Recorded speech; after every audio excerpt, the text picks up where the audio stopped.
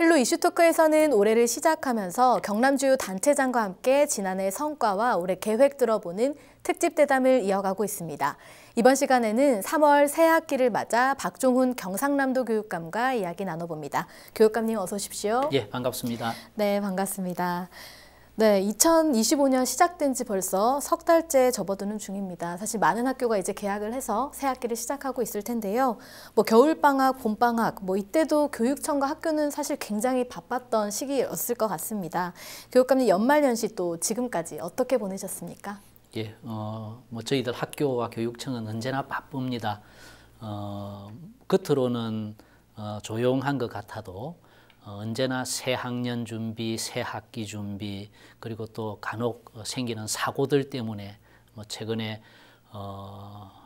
그 대전에서 있었던 하늘이 사고도 있었습니다만 이런 일들로 해서 저희들은 언제나 바쁘게 움직이고 있습니다. 네, 먼저 본격적으로 올해 좀 이야기를 시작하기에 앞서서 지난해 얘기를 좀 해볼까 합니다. 지난해는 사실 교육감님께 또 특별한 해였을 것 같은데요. 10년간 이어져온 사업들이 마무리가 되고 또 성과도 꽤 있었던 한 해였던 것 같습니다. 지난 한 해를 좀 되돌아보면 이 교육감님께서 꼽는 경남교육의 가장 큰 성과 어떤 것들이 좀 있을까요? 예, 지난 해를 그냥 단순한 한 해일 수도 있지만 저로서는 교육감 12년 중에서 10년을 지내는 해였습니다. 10년이라는 긴 기간 동안 교육감을 수행하면서 과연 어떻게 나중에 평가받을 것인가 이런 데 대한 고민들을 하면서 전체 12년의 마무리를 위한 여러 가지 노력들을 해왔습니다.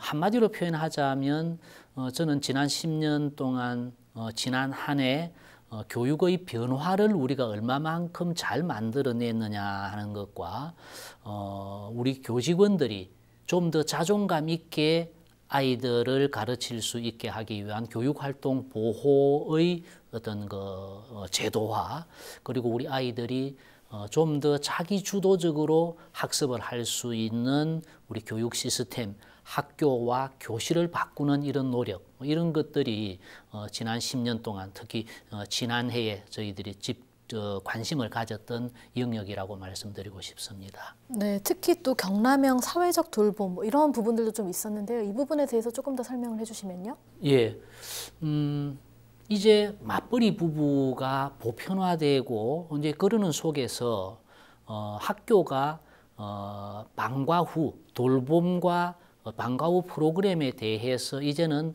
남의 일로 치부할 수는 없는 어떤 시대적인 상황이 왔다고 생각합니다. 이제 그런 점에서 지자체와 함께 우리 아이들의 방과 후 돌봄에 대한 이야기를 좀 더 적극적으로 접근해야 하겠다는 생각을 저는 하게 되었고, 이것을 우리가 이른바 사회적 돌봄이라는 이름으로 준비를 했고, 아마 올해 밀양 그리고 남해 두 군데의 시군하고 함께 새로운 우리 사회적 돌봄을 만들어내기 위한 첫 사업을 준비했고 이제 곧 시행이 될 겁니다. 그렇게 되면 어떤 돌봄의 사회적 돌봄의 새로운 모델을 개발한다, 이런 측면에서 저희들이 역점 사업으로 진행을 하고 있습니다.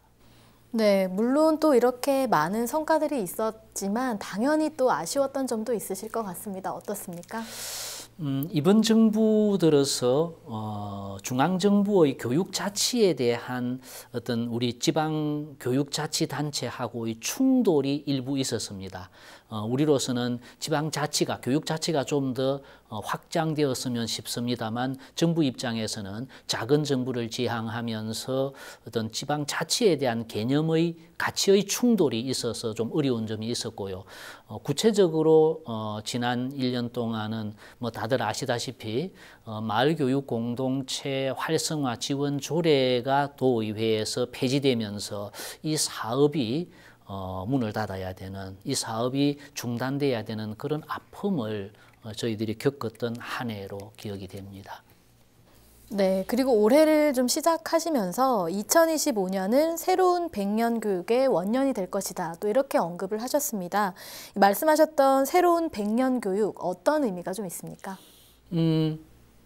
이제 올해는 제 임기 중에서 온전한 1년으로서는 마지막 한 해가 되는 것입니다. 이제 2026년은 상반기까지만 저의 임기이기 때문에 그 점에서 마무리하는 시점에 새로운 100년을 이야기하는 것이 그게 맞느냐는 뭐 이런 이야기를 하시는 분도 계십니다만 저희들이 생각하는 올해가 미래교육 100년을 준비하는 마지막 한 해가 된다는 의미는 어떻게 교육 환경이 바뀌어도 어떻게 사회적인 환경이 바뀌어도 우리 교육이 잘 적응하고 그 변화를 적극적으로 선도해 나갈 수 있는 근육을 기른다. 그런 탄력성을 기른다. 그런 역량을 기른다는 측면에서 저희들은 미래 100년을 준비하는 박종원 교육감 12년의 마지막 한 해 이런 개념으로 저희들이 접근을 합니다. 이제 적어도 미래 교육은 엄청나게 빠른 속도로 바뀔 것이다 라는 것과 거기에 대해서 우리가 얼마만큼 튼튼한 기반을 가지고 있어야 흔들리지 않고 그 변화에 잘 적응하고 변화를 주도해 나갈 것인가 하는 그 점을 이번에 잘 준비하자는 그런 취지였습니다. 네. 그리고 올해 행복학교 이야기를 좀 해보겠습니다. 이 올해 행복학교 15개를 좀 신규로 지정할 예정인 걸로 알고 있는데요. 행복학교뿐만 아니라 행복나눔학교도 있습니다. 잘 모르시는 분들도 많은데 이 두 학교의 차이점 그리고 내용을 한번 설명을 해주시면요. 예, 이제 행복학교라는 것이 제가 교육감에 취임하면서 앞으로의 학교, 미래의 학교는 적어도 이런 모습으로 나아갈 것이다 라고 생각했던 미래학교의 모델을 만들어 나가는 것이 행복학교였습니다. 그 행복학교가 지금 이제 160개 정도로 해서 진행이 되는데 그 중에서도 먼저 시작했고 좀 더 앞서 나가는 학교가 있어서 그 학교를 행복나눔학교라고 저희들은 부릅니다. 초등학교에 비해서 중학교에 비해서 고등학교가 행복학교 숫자가 적습니다. 그것은 이제 대학 입시라고 하는 그런 어떤 부담 때문에 그럴 수밖에 없었는데 최근에 우리가 통계를 내봤더니 행복 고등학교가 일반 고등학교보다도 학생부 위주 전형, 수시 전형에 있어서는 대학을 합격하는 비율이 좀 더 높더라. 의미 있는 통계를 저희들이 확보했습니다. 그 말은 행복학교의 그 학생 주도적인 다양한 프로그램들이 학교 생활기록부에 기재가 되고 그것을 대학의 입학사정관들이 훨씬 우호적으로 긍정적으로 해석해 줌으로 해서 행복학교가 대학 가는데 나쁘지 않다. 오히려 도움이 된다는 그런 통계를 저희들이 확보할 수 있어서 참 큰 성과인 것 같습니다. 네, 말씀하신 대로 그런 행복학교들의 그 평점대나 만족도도 굉장히 높다고 하던데 맞습니까? 예, 뭐 행복학교 만족도는 90점, 학생 만족도, 학부모 만족도, 교직원 만족도가 통틀어서 평균 90점이 될 정도로 높습니다. 네. 그리고 올해 역점 사업 중 하나인 진로교육원 이야기를 또 한번 해보겠습니다. 밀양의 문을 열 진로교육원, 밀양 시민뿐만 아니라 경남도민 모두가 좀 기다리고 있을 텐데요. 어떤 곳인지 또 경남교육에 어떤 역할을 좀 하게 될까요? 저는 지금까지의 진로교육원하고는 다른 진로교육원을 만들려고 했습니다. 초등학교에서부터 우리 아이들의 학습이나 학교 생활에 관한 데이터가 축적이 되고 그 축적된 데이터에 입각한 좀 더 과학적인 진로교육원이 될 것으로 저희들은 준비하고 있고 이번 3월 달에 이제 개원을 하면 일정 한 달쯤 시범 사업 기간을 거쳐서 이제 본격적으로 운영을 하게 될 것이고요. 7개의 주제 그리고 20개의 체험실, 65개의 직업 체험 콘텐츠들이 이제 들어가면서 당일로 와서 체험을 하고 가는 학교도 있을 수 있고 좀 거리가 먼 곳은 1박 2일을 체험을 하는 그런 학교도 저희들은 수용을 할 계획이고 그렇게 해서 아이들이 가지고 있는 잠재력을 과학적인 통계에 입각해서 찾아내고 상담사와 선생님들이 좀 더 적극적인 컨설팅을 통해서 이제는 과학적인 지금까지의 진로교육원하고는 다른 진로교육원을 만들어낼 것이고요. 의령에서 재작년부터 운영이 되고 있는 미래교육원, 그리고 이번에 밀양의 진로교육원, 기존의 경남교육연수원, 이렇게 해서 이 전략 자산으로 우리 경상남도 교육청의 큰 어떤 그 밑바탕이 될 것으로 저희들은 생각합니다. 네, 단순히 뭐 직업 체험을 하는 곳만은 아니다, 이렇게 보면 되는 것 같습니다. 그렇죠. 아이들의 자기 이해가 우선되고요. 그러고 난 뒤에 진로 탐색, 진로 체험, 그리고 진로 설계까지 이어지는 전체적인 그 어떤 컨설팅의 과정이 저희들의 충실한 준비로 해서 우리 아이들에게 큰 도움이 될 것으로 생각합니다. 네. 그리고 2025년 올해는 사실 고등학교 1학년이 된 학생들과 학부모들이 알아야 할 것이 또 많은 해입니다. 이 고교학점제 전면 시행이 되는 해인데 경남교육청의 현재 좀 준비 상황은 어떻습니까? 저는 고교학점제에 있어서는 대한민국 근대 교육의 혁명이다라고 이야기할 정도로 큰 변화라고 생각합니다. 2018년부터 준비해왔고 재작년부터는 모든 학교가 적용을 했고 올해부터 이제 본격 시행이 됩니다. 고등학교 학생이 지금까지는 공대 갈 아이나 의대를 갈 아이나 고등학교 과정에서 배우는 것은 똑같았습니다. 그러나 이제는 초중학교 과정을 거치면서 자기의 진로에 대한 어느 정도 설계가 이루어지고 그 진로에 맞추어서 과목을 자기가 선택해서 들을 수 있는 것이 이제 고교 학점제이지 않습니까? 그 점에서 저희들은 학교 공간이라든지 그 과정에 대한 설계와 준비는 다 마쳤습니다. 이제 아이들이 얼마만큼 자기 주도성을 가지고 고교 학점제에 참여하느냐에 따라서 그 성패가 결정된다고 생각을 하고요. 시골의 작은 학교는 다양한 과목이 개설되기 어려운 그런 점 때문에 주변에 있는 몇몇 학교가 모여서 공동교육 과정을 운영한다든지 또 온라인 학교를 우리 경남이 전국 최초로 만들었습니다. 그래서 온라인 학교가 이제 그 온라인으로 교육 과정 운영을 하고 뭐 평가는 물론 이제 모여서 해야 되는 경우도 있겠습니다만 다양한 방법으로 고교 학점제를 준비했고 올해 처음 이제 시행을 하면서 저희들은 크게 기대하고 있으면서 또 혹시 준비하는데 부족하지 않은 빠진 것이 없는가 하는 그런 생각으로 잘 챙겨보고 있습니다. 네, 그리고 AI 디지털 교과서 이야기를 또 해보겠습니다. 이와 관련해서 지금 교육부가 아주 강력한 의지를 가지고 추진을 하고 있는데 찬반 여론이 사실 좀 뜨거운 상황입니다. 이를 두고 좀 경남교육청의 입장은 어떻습니까? 저희들은 좀 신중하게 접근하려고 합니다. 네. 교과서가 바뀐다는 것은 그것은 또 지금까지 하고는 다른 종이 교과서가 디지털 교과서로 바뀐다는 것은 교육의 본질이 바뀐다는 것일 수도 있고 교수 학습 방법에 있어서는 대단히 근본적인 변화가 있는 것이라고 해석해야 되는데 과연 교과서를 개발하는 것도 그렇고 그 교과서를 활용할 우리 교사와 학생들의 준비도 거기에 맞추어서 충실했는가라는 데 대해서는 의문이 많습니다. 네. 교과서의 완성본이라는 것이 나온 게 지난해 12월 달에 나왔거든요. 이게 3개월 준비로 교과서를 전면 시행한다는 것은 어려움이 문제가 많이 있을 것으로 저희들은 예측합니다.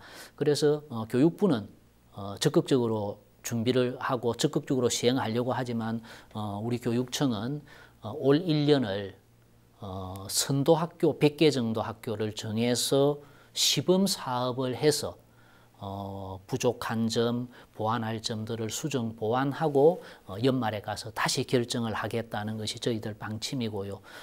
그것은 적어도 이렇게 어마어마한 큰 변화가 있는 것을 너무 졸속으로 준비되고 너무 화급하게 진행을 하는 것보다는 좀 더 신중한 접근이 필요하다는 우리 경남의 교육 공동체의 대체적인 합의가 그렇게 이루어졌다고 생각합니다. 네, 그리고 앞서 한번 얘기를 해주시긴 했지만 사실 지난해 하반기 그 경남도의회 마을교육 공동체 관련 예산 삭감 관련해서는 사실 경남교육계 굉장히 화두였습니다. 뭐 결국 예산은 이제 삭감이 됐는데 그래서 또 지역의 우려의 목소리가 확산하고 있습니다. 올해 또 이 사업 좀 어떻게 운영이 될까요? 조례도 없어지고 예산도 삭감이 되어버렸습니다. 결국 사업을 못하게 되었는데요. 그러나 저희들은 그 과정에서의 문제를 또 지적하지 않을 수 없고 우리 아이들이 받는 불이익을 생각하지 않을 수가 없었습니다. 경남 40만 명 학생 중에서 26만 명 정도가 혜택을 받던 것을 일거에 없애버렸기 때문에 그렇습니다. 그래서 대법원에 저희들이 제소를 하고 또 가처분 신청까지 같이 냈습니다. 가처분에 대한 결정이 좀 더 빠를 것으로 생각했는데 아직까지는 안 나오고 있습니다. 중간에라도 가처분의 결정이 우리에게 유리하게 인용이 되면 저는 부분적으로 학교 운영비를 가지고서라도 교장 선생님들과 의논해서 이 사업의 최소한은 진행을 해볼까 합니다. 그랬다가 추경에 가서 예산을 좀 더 확보하면 되니까요. 그런데 만약에 가처분에까지도 인용이 되지 않고 가면 본안 소송이 결정이 될 때까지는 마을교육 공동체 사업은 뭐 불가피하게 저희들로서는 문을 닫지 않을 수 없는 상황이 되어서 참 안타깝게 생각을 합니다. 네, 그리고 이 질문을 조금 드려야 될 것 같습니다. 사실 요즘 학생 수는 감소를 하고 있지만 이런 특수교육 대상 학생들은 또 줄지 않고 계속해서 늘어나고 있는 그런 상황입니다. 그래서 이제 급변하는 사회에서 특수교육의 중요성 굉장히 강조되고 있는데요. 지난 10년간 우리 경남교육청이 기울였던 노력들 그리고 이 특수교육에 대한 앞으로의 계획 어떤 것들이 있습니까? 장애를 가진 아이들 숫자가 절대적으로 늘어난다고 보지는 않습니다만 인식이 개선이 되고 또 다양한 프로그램들이 운영이 되다가 보니까 우리 경남의 특수학교는 지난 10년 동안에 학교가 2곳이 늘었고 또 2곳을 지금 더 준비하고 있고 일반 학교의 특수학급도 300개 학급 이상이 지난 10년 동안 늘어났습니다. 저희들은 특수교육원을 우리나라에서 가장 먼저 운영했던 그런 경험도 있고 거기서 또 학생들이 직접 체험하는 이런 센터도 같이 운영을 하고 있습니다. 전국적으로 우리 경남이 특수교육 부분에 있어서는 좀 선도하고 있다는 자부심을 저희들은 가지고 있고요. 또 올 4월 달에는 국제 특수교육 세미나도 창원대학교하고 함께 주최해서 국제 특수교육 세미나를 합니다. 이런 것을 통해서 특수교육의 좀 더 미래지향적인 방법도 한번 모색해 볼 생각이고요. 재작년서부터 베트남이 우리 경남의 특수교육을 배우기 위해서 우리 교육청에 참여하고 있고 또 우리도 특수교육 전문가들을 베트남에 보내서 베트남의 특수교육을 지도하고 있습니다. 우리 경남이 그 부분에 있어서는 자부심을 가지고 운영하고 있습니다. 네, 교육관님 마지막으로 우리 화면 보시고 이제 새 학기 맞이하신 우리 교육 가족들에게 전하고 싶은 말씀 한 말씀 해주시면요. 예. 교육은 백년지 대계라고 다들 말합니다. 그러나 지금 현재의 상황이 참 너무 빠르게 변화하고 있습니다. 이런 속에서 저희 교육청은 우리 아이들을 위해서 우리 경남의 교육을 위해서 정성을 다하고 있습니다. 도민과 학부모님들께서 적극적으로 바라보고 격려하고 때로는 질책도 해주시면 저희들은 우리가 가야 될 바른 길을 향해서 뚜벅뚜벅 걸어가겠습니다. 새해 복 많이 받으십시오. 네, 교육감님 말씀 오늘 여기까지 듣겠습니다. 고맙습니다. 예, 고맙습니다. 네, 전국적, 지역적 이슈로 교육계에 다양한 의견이 쏟아지고 있습니다. 경상남도 교육청은 발빠르게 입장을 내놓고 학부모와 학생, 교육 관계자들의 우려에 대응하고 있는데요. 이처럼 단기적인 계획과 함께 중장기 계획까지 꼼꼼히 살피고 마무리하는 경남교육청 행보를 계속해서 기대해 보겠습니다. 헬로 이슈 토크는 여기서 마칩니다. 시청해주신 여러분 고맙습니다.